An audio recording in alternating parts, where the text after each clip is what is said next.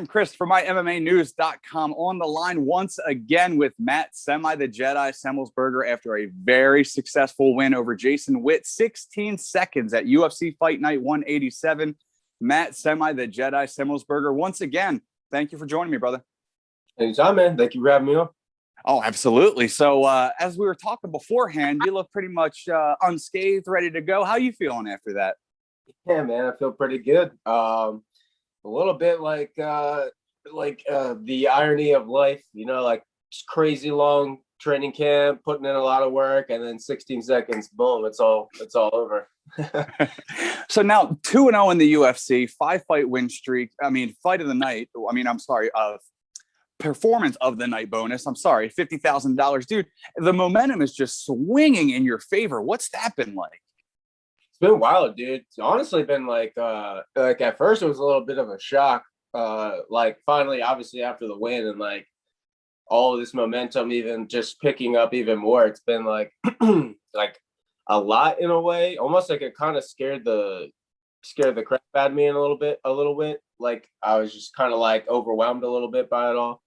But now it's like after like a week or two and just like having the time to decompress and process it all, it's just like I'm fired up, man. I'm ready to go. Like I'm ready to take what we got and just, you know, pedal to the metal. Let's keep it going, man. So I know everything. Obviously, it's drilling, and reaction, you know, just obviously at this pro level. But I'm curious, with as soon as he fired that rear leg kick, that straight right just fired straight down the pipe. Was that something that you were planning for?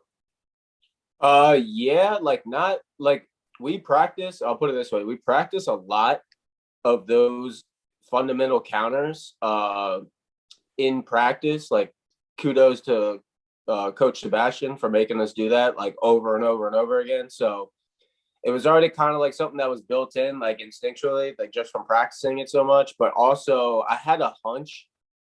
Like, and I think I was like on the flight to Vegas the week before, and I was just like thinking to myself and seeing all these posts about calf kicks and this, and I'm like, this kid's probably going to try to calf kick me if I had to guess.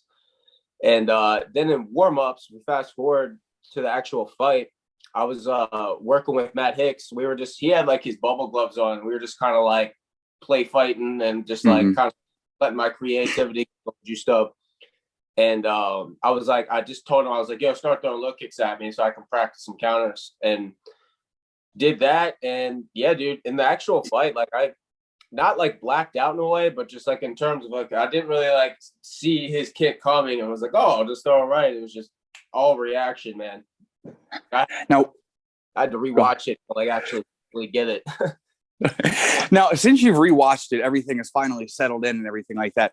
I mean, could anything have gone better for you? I mean, obviously, Witt, he threw with a wild left hand, and it looked like it connected, obviously, a little bit blocked and everything like that. But I mean, as a sophomore performance in your UFC career, it couldn't have gone any better. Yeah, I mean, I would agree for sure. In terms, it's like that's pretty much as sweet as it can get for.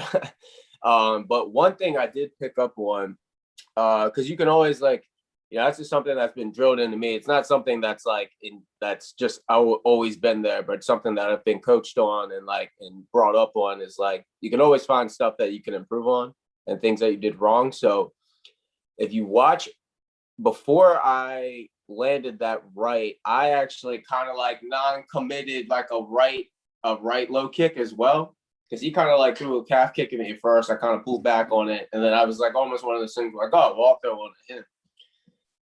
I ate like a little bit of a hook that he threw coming back, which was pretty mild. But I think just looking at it, I was like, technically he had the first chance to do that to me before I got to do it to him. So in my eyes, it's just like one of those things where I'm like, all right, from the get-go, I can't even like in the UFC, I can't take even risk like that without putting something in front of it, like putting my hands in front of it, and just, you know what I mean? Kind of like what he did, what he ended up, you know, paying the price for is stepping in with a naked kick in range of my punches, which is essentially what I did to him prior to that exchange. So that's something I'm looking at. Not like I'm overthinking it, but I'm just, I put that in the back of my brain. I'm like, all right, let's make sure we're taking more initiative right from the get-go.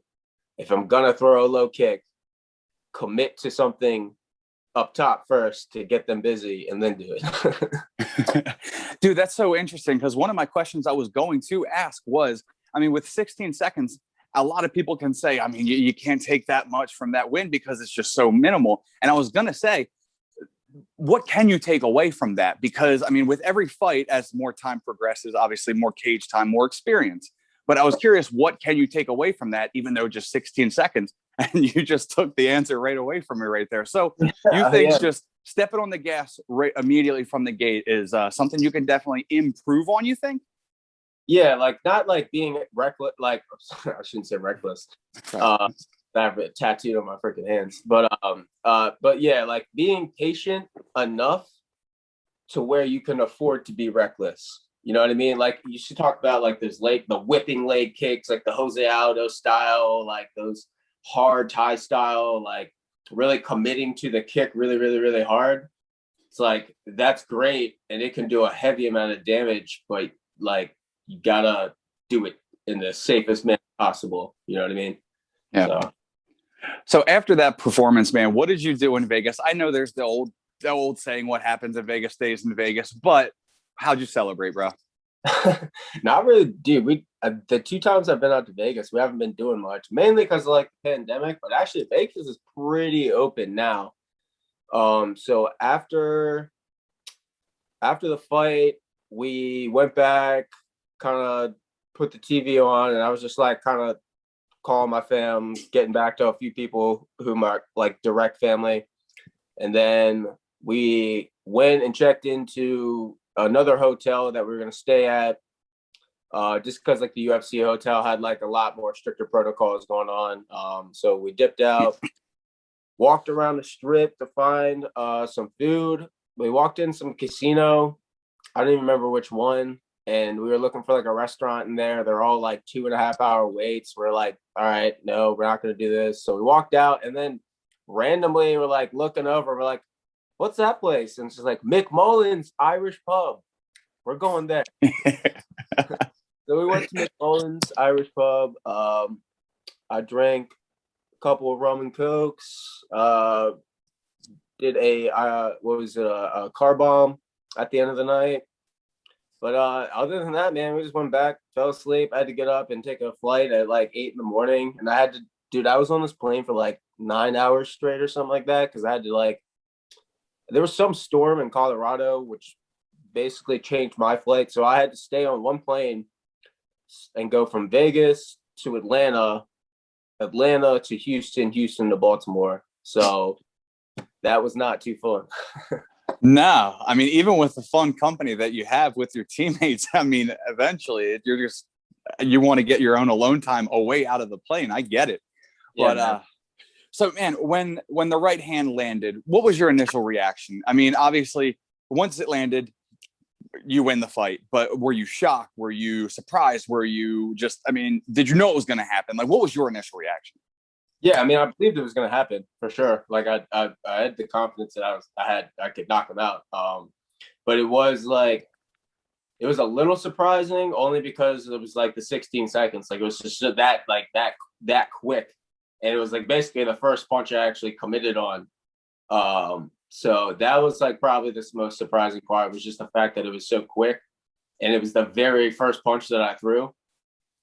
So yeah, man, it was, I basically, my first reaction was I saw him drop, and then I just saw it. The first thing I saw was his eyes, and I saw his eyes roll back. So I was just like, oh, like he's hurt. And, yeah, kind of instincts took over. I don't think I needed to really bounce on him, but I felt like, I don't know, that was just me going, not thinking really. And then, yeah, man. Until the referee stops you, man. That's what they say. It is what it is. It's a part of your job. But now that you had some time to let it settle in, let it digest, have you been in talks with the UFC, or have you talked to anybody about maybe next opponents? Do you have anybody in mind? So we've talked with my management. Shout out to Wild Bunch, Tom Vaughn, and Steve Gogler, the homies. So we've talked a little bit just as a team, and we basically have been telling the UFC we're ready pretty soon. We want to bounce back relatively quickly. The time frame I think we kind of have is like June or July, maybe, ideally. But if I get thrown an aim or thrown an offer, I like it, then I'll probably take it. Man, I've never been really one to shy away from short notice fights, but at the same time, I talk to my team, I talk to my family. It's like, as much as it is a decision that's solely on me, I take into account the people around me for sure. Because at the end of the day, it's those people that are your support system, those people around you that helped you get where you are. So do you feel like you owe that respect to them? Yeah, definitely, man. Definitely a respect thing and an honor thing for me. Yeah. Well, man, I'm going to let you go. I definitely wanted to catch up to talk about that one punch knockout, what's coming up next, how you celebrated, so much more, man. But I do know that you have some colleagues to watch later tonight. So I'll let you get to UFC 260. And I just appreciate your time, Matt, as always, man. It's always great to catch up with you. I love seeing you thriving in your career. Your momentum is through the roof. So I'm eager to see what's next, brother. Heck yeah, man. Well, thank you again for having me on, dude. Appreciate it. Always, man. There he goes, Matt Semi, the Jedi Semelsberger, very successful in his UFC sophomore performance against Jason Witt. Took him out in 16 seconds. One straight right hand is all it took at UFC Fight Night 187. For Mr. Semi, the Jedi, I am Adam Christ. Make sure you keep it locked to my MMAnews.com for all your fight news needs.